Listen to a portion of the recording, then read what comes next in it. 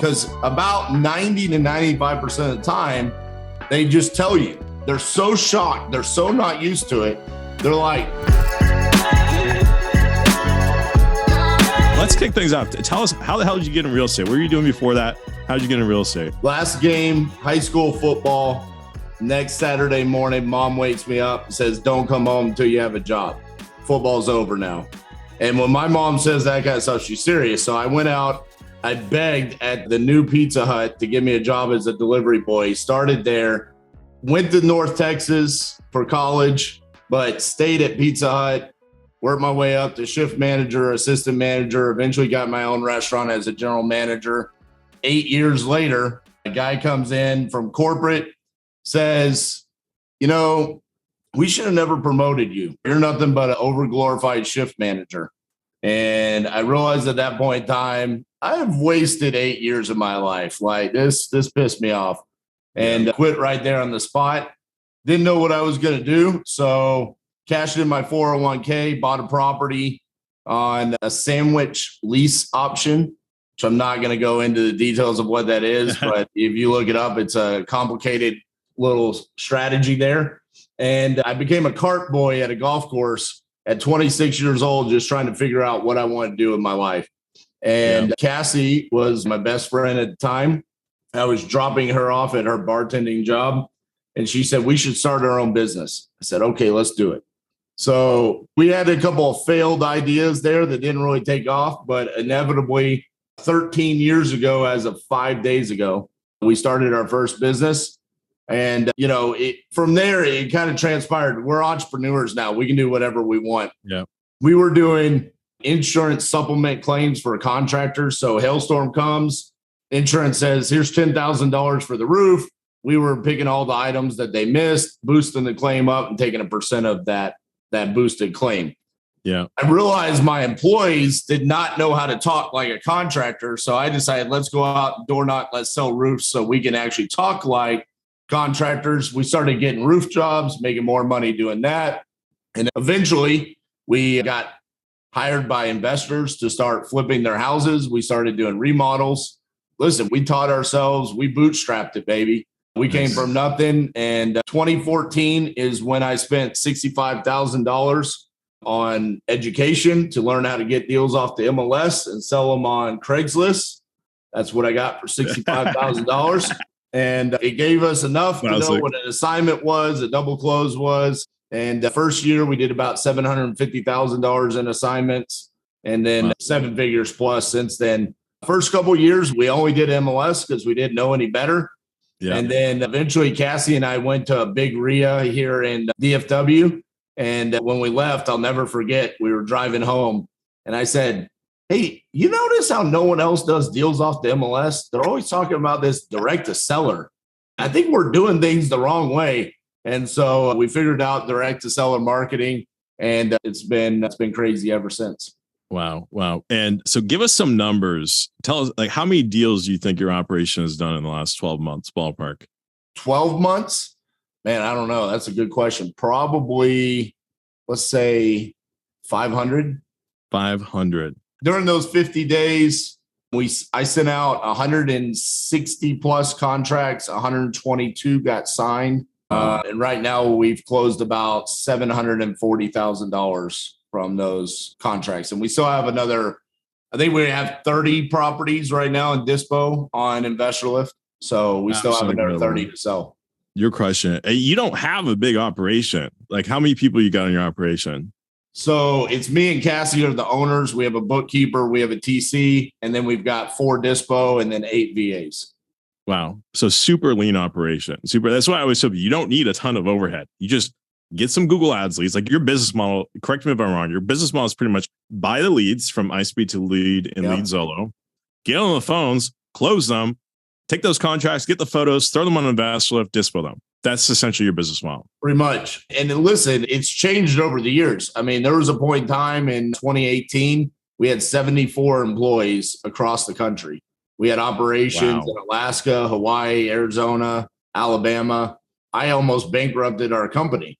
Taking on too much overhead. Right? Dude, overhead plus, I mean, I decided, why are we going to wholesale? Let's just take everything down.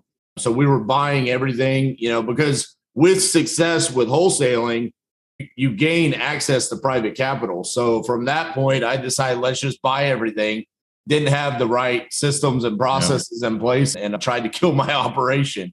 So I've seen so many wholesalers basically commit suicide doing the exact same thing. Yep. Like, just stick to wholesaling. Once you start getting involved in the physical world, like, the beautiful thing about wholesaling, we're working not in the physical world. As soon as you start fucking around with the physical world, you no longer have scale.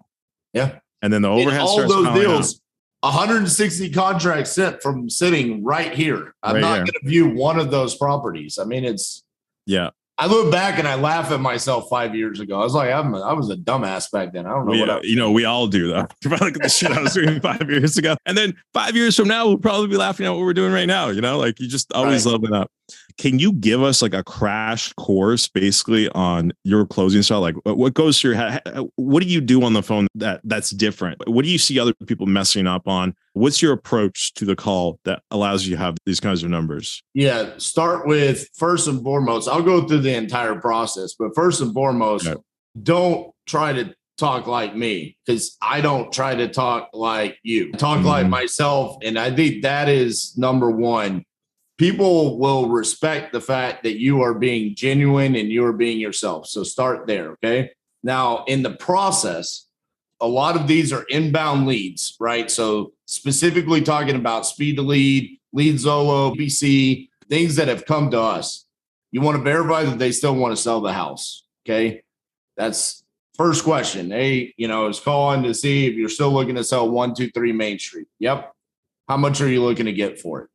This is where people have a problem. And I know, like, we're already like 37 seconds into this, and I'm saying people have problems, but literally I will tell them, sit down and ask it just like that.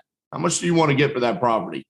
And somehow they ask them how their day is, what they're doing. And I'm like, nope, you fucked up already. Like, second question out of the gate, how much do you want to get for that property? Because about 90 to 95% of the time, they just tell you. They're so shocked. They're so not used to it. They're like 120,000. I did a live with Jerry Norton yesterday. I talked to two sellers. When it's actually the way, hey, how much you want to get? 120. How much you want to get? 150. Boom. The next question is open-ended question. Tell me a little bit about the property. What do you got? What do you have going on? What you got going on? Something like that.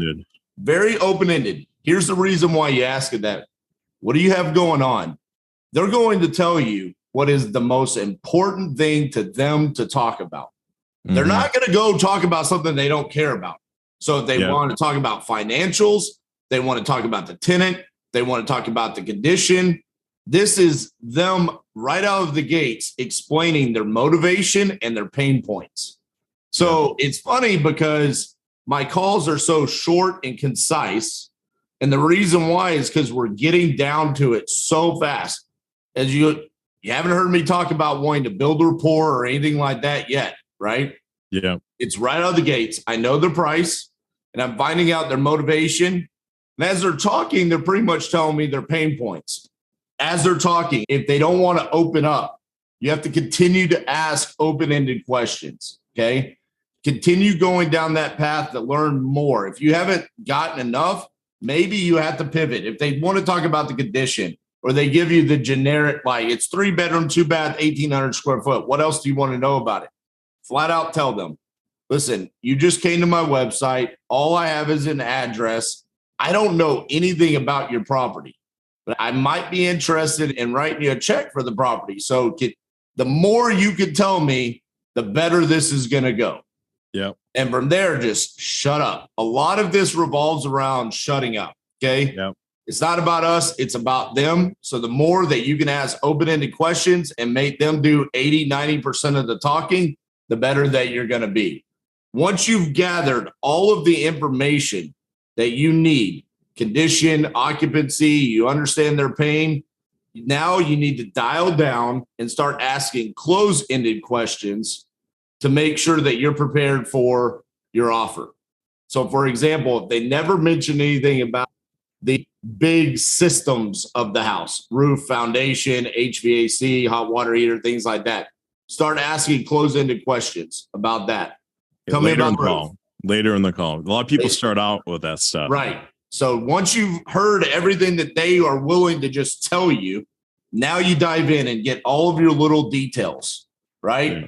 The whole time you're doing this, you're comping the property and you're really just preparing yourself to know, is their asking price a property that we need to spend time on?